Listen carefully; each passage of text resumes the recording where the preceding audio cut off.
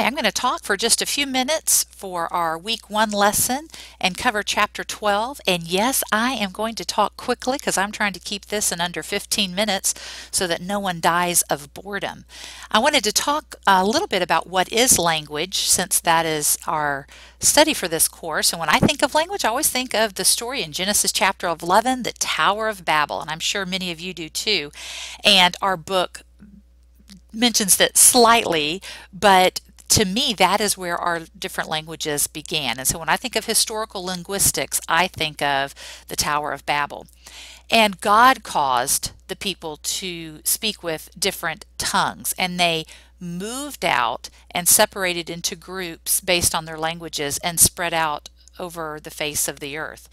And our book does mention that people moved because of trade and travel, or maybe because their country was being invaded.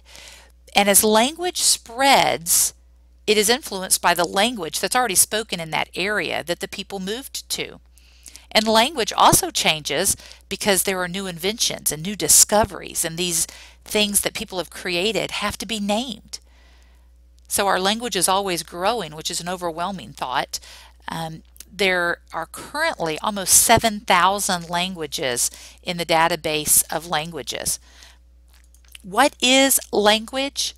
Language is a method of human communication, either spoken or written, consisting of the use of words in a structured and conventional way. And we as students, we sometimes don't like the structures and the conventions that our professors make us use. Language is any nonverbal method of expression or communication. So we're taking that definition of language from here and we're adding to it and saying it can also be a nonverbal method of communicating. It is a language of gesture and facial expression. How well we know that when we suddenly talk to someone who doesn't use any gestures or any facial expressions, and we have trouble concentrating and listening, we realize how much of our language actually is nonverbal. Does language equal communication? No, they're not the same thing. I can communicate to my children without using any words or verbal language whatsoever. Our gestures and our body language are forms of communication. And also there's American Sign Language. And we'll talk about that in a chapter to come. Phonology, reaching back into your reservoir of things that you have already learned. Phonology is a speech structure within a language. It includes both the patterns of basic speech units, and it also includes the rules of pronunciation. When we talk about phonology, we're talking about phonemes, the smallest units of a sound that make up a language. For example, that contains the 3 phonemes listed: th, a, t.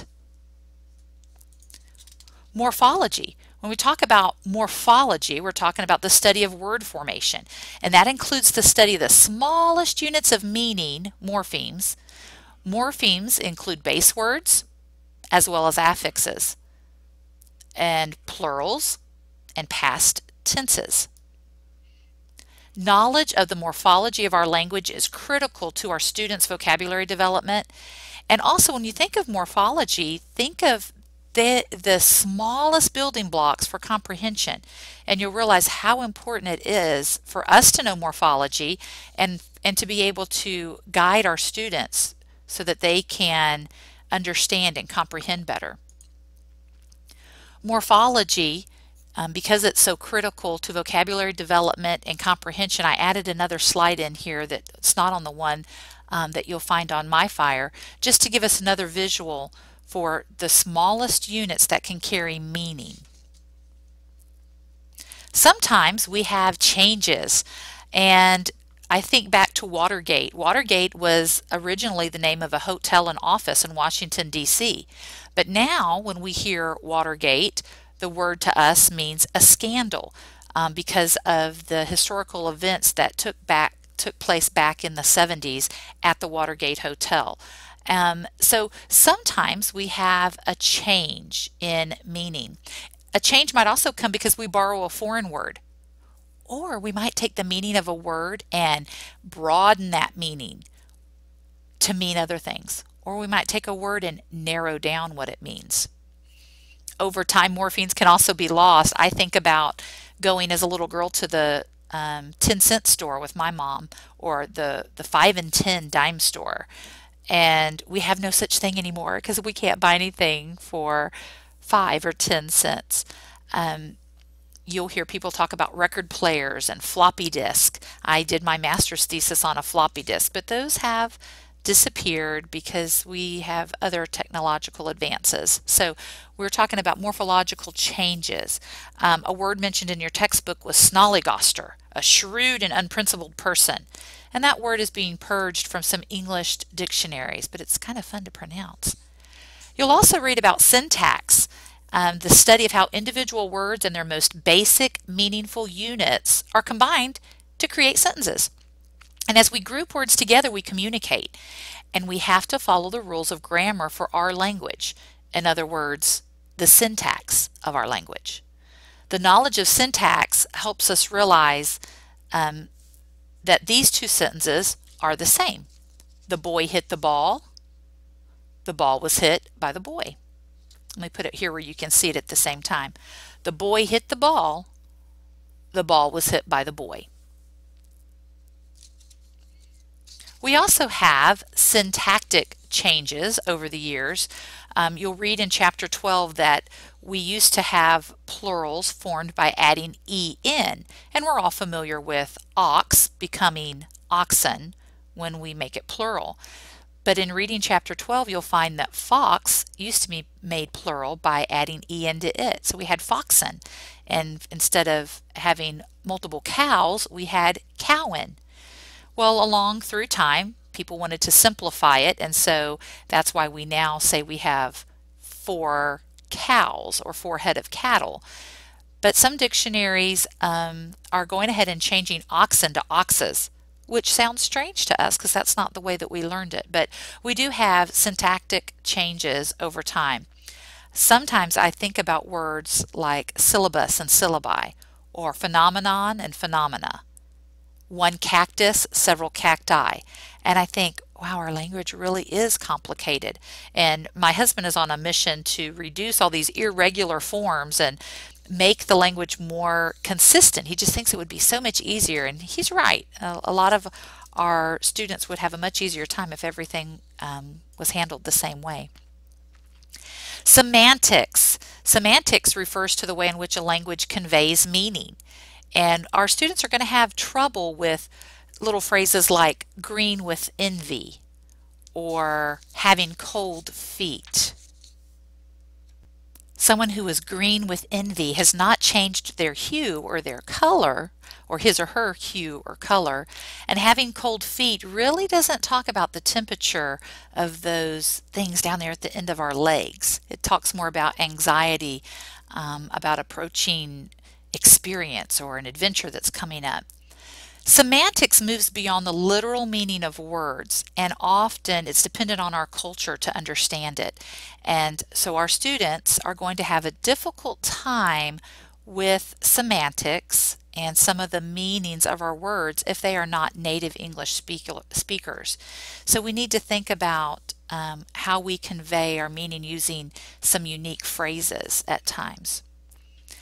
Pragmatics is also covered in this section of our class, and the way in which members of a culture use language to achieve their goals is what we're talking about when we mention pragmatics.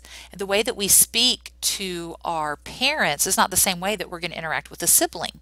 The language that you use when you are giving a speech in speech class is not going to resemble the way that you talk at lunch with your friends. So our conversational style of day-to-day interaction is going to be quite different from the language that you use when you read to a child. So knowing the difference and knowing when to use each style of language is the essence of pragmatics. Linguistics is the scientific study of language, and it talks about language's form, the meaning that we find in language, and using language in context. When we talk about language form, we're talking about the structure, or the grammar? And all of those that love English and grammar are cheering, and the other half of you are saying, oh no, don't remind me.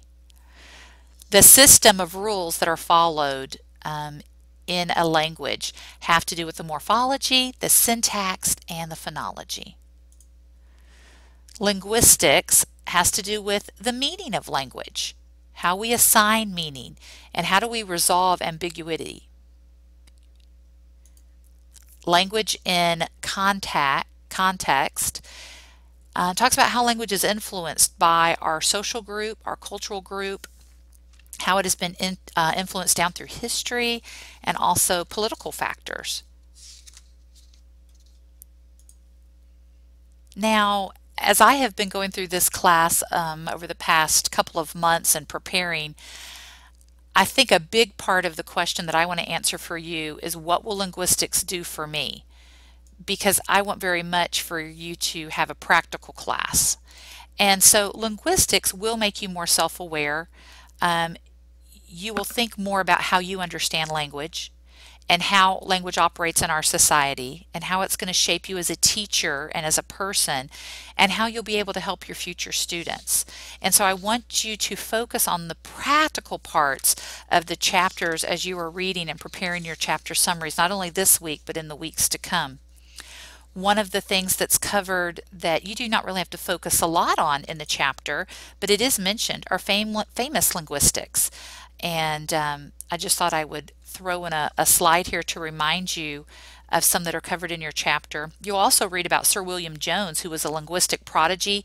He died at 48, but our text says that he learned to speak 28 languages. I don't know, maybe that's what killed him at an early age. It didn't say, but 28 languages. Also in your text, it pointed out that today we do speak what's called modern English.